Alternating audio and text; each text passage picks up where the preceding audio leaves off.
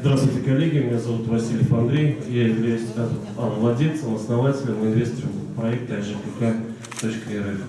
АЖКК.РФ – это электронный коммуникационный финансовый сервис, и все данные, которые здесь представлены, они относятся только на территории Самарской области, а проект вообще носит федеральный масштаб, и мы в рамках Самарской области отрабатываем и бизнес-модель, и все бизнес-гипотезы, которые умудрились собрать в нашем сервисе.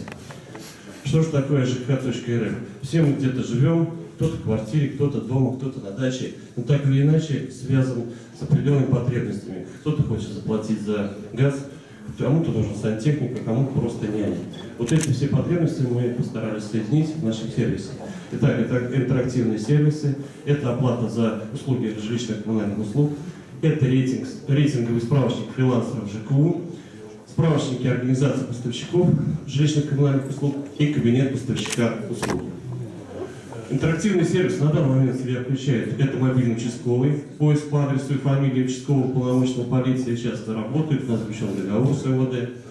Проверка задолженности по организации, обслуживающей жилье. То есть человек по тем договорам, которые может заключить с ТСЖ, может зайти по своему лицевому счету, узнать свою задолженность. Поиск почтового индекса и отделение связи у нас в разработке с Самарским отделением почтампера с России. Я встречался в Москве с руководством Почты России. Мы решили в Самаре провести некоторые исследования для того, чтобы потом возможности это можно масштабировать на территории всей Российской Федерации. И четвертый электронный ТСЖ, это услуга для ТСЖ ВК. Я на ней расскажу чуть позже. Значит, на оплату услуг жилищно-коммунальных через сервис АЖКК это все поставщики свет, газ, вода, охрана, домофоны, телеком, охрана, утилизация отходов, дератизация. Дополнительно мы добавили еще автостоянки и штрафы за нарушение правил дорожного движения. Такой же договор у нас уже заключен, просто мы еще пока его не интегрировали в сервис. Соответственно, что же такое кабинет поставщика жилищных коммунальных услуг? Это данные в аккаунте, значит, представитель ТСЖ, к примеру, может увидеть пользователя своего члена ТСЖ, какой датчик установлен, какие счетчики стоят, когда требуется поверка, когда его нужно вообще менять. Значит, смотрит, какие транзакции пришли по нашему сервису в адрес ТСЖ или, к примеру, Самара-Газа, условно говоря, и какие показания счетчиков, в том числе и фотографии счетчиков с пломбами, значит, этот представитель ТСЖ может видеть. Значит, следующий рейтинговый справочник фрилансеров жилищно-коммунальных услуг. Выход запланирован 12 февраля, уже в разработке, сейчас просто уже тестируется. Соответственно, здесь некий аналог и звук Луки. Но мы пошли дальше и сделали рейтинги, сделали отзывы по аналогии с сайтом TripAdvisor, где вы можете оставить отзыв о своей гостинице, а здесь вы можете оставить отзыв о своем сантехнике. И, соответственно, появляются рейтинги, соответственно, появляется желание у этих людей повыситься, и они за это платят деньги для размещения в этом сервисе. Такой же аналогичный справочник запланирован выход на 15 мая 2014 года, справочник организации и поставщиков жилищных коммунальных услуг. Модель работы сервиса – это iOS и веб на данный момент сервис.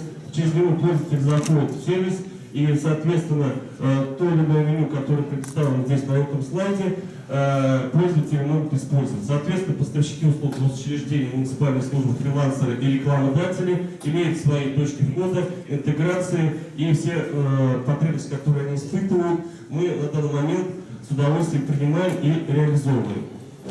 Структура доходов сервиса АЖК в основном на данный момент уже сервис уже запущен. Он работает порядка 5 месяцев, и мы понимаем, что где-то 51% это доходы от платежей жилищных коммунальных услуг, и вторая часть это рекламодатели, которые размещают будут в нашем представлении информацию в этих справочниках. На данный момент они размещают информацию на главной странице сайта и в личном кабинете жилищных коммунальных услуг нашего сервиса. Ну, план продаж цифры видно, и мы сейчас уже эти показатели превышаем в 2 раза, буквально сегодня 20 января, платежи у нас уже в 2 раза превышают планированные, и мы надеемся на то, что наши показатели будут соответствовать и будут превышены в этом году. Бюджет в основном это я сейчас инвестирую деньги в основном в команду разработчиков продвижения, доля длинная 69%. Порядка где-то затрат у меня в месяц инвестирую в проект порядка 600 тысяч рублей. Целевой показатель на 31 декабря 2014 года мы планируем иметь уже действующих 660 фрилансеров, 589 организаций и 74 тысячи пользователей. Количество планов на рекламу 73. Команда ЖКХ имеет опыт работы в крупных компаниях с положительной репутацией: Мегафон, Яндекс, Блокпост, Дельта. Эту команду я собирал в течение полугода. Наши достижения за 6 месяцев. На данный момент без всякого либо продвижения мы имеем 1200 пользователей, если точнее 1175. Значит, мы имеем возможность обрабатывать 1 300 000 потенциальных лицевых счетов, имеем 1207 загрузок мобильного приложения в App Store и 1280 транзакций, 90 договоров с поставщиками услуг. Нашими конкурентами и опосредованными косвенными прямыми являются как интернет-сервисы, платежные системы, банковские сервисы. Но здесь, к сожалению, я не успел указать, есть еще сервис DoubleGIS, который в основном занимается справочником. Но мы некоторые оттуда вещи, так скажем, дублируем. Но объединяем все в одном сервисе. Наши конкурентные преимущества: специализированный сервис в сфере ЖКХ объединены. Ну, у нас еще фотоархив данных есть, где люди могут фотографировать, соответственно, показания счетчика они автоматически попадают в личный кабинет. Соответственно, и само мобильное устройство является инструментом снятия показаний. Мне необходимо от 20 до 40 миллионов рублей инвестирования на доработку IT-сервиса, техническое оснащение и инфраструктуры. В этом году планируем запуск в Рижском федеральном округе и дополнительно в Астрахани и Волгограде. Стратегия выхода и возврата на плане к 2016 году: перепродать долю или целиком выйти на стратегического инвестора российской коммунальной системы, РУ, Мегафон ресурсами, Яндекс, ЖКХ, соответственно, с возвратом вложений в центр не менее 5. Срок достижения цели 2016. Извините за минутную задержку, старался, поэтому буду рад ответить на вопросы, если вдруг они возникнут. Ну, вы сказали про конкурентов. Вот, мне кажется, тот же самый Сбербанк. Вот вы, чем ваш сервис лучше, допустим, те же там самого Сбербанка? Спасибо за вопрос. Значит, что вы мне помогаете на самом деле. Значит, наш сервис является узкоспециализированным в сфере жилищно-коммунальных услуг.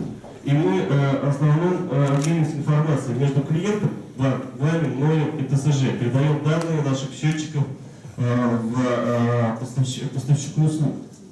Второе, мы объединили потребности у Сбербанка только лишь как банковский сервис. Они обеспечивают просто перевод. А мы еще к этому, к нашему сервису, добавили еще интерактивные сервисы, добавили, соответственно, услуги фрилансеров ЖКХ. Мы все в одном сервисе объединили.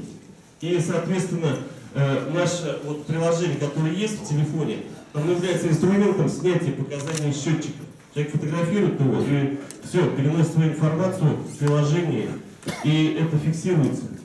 У Сбербанка этого нет.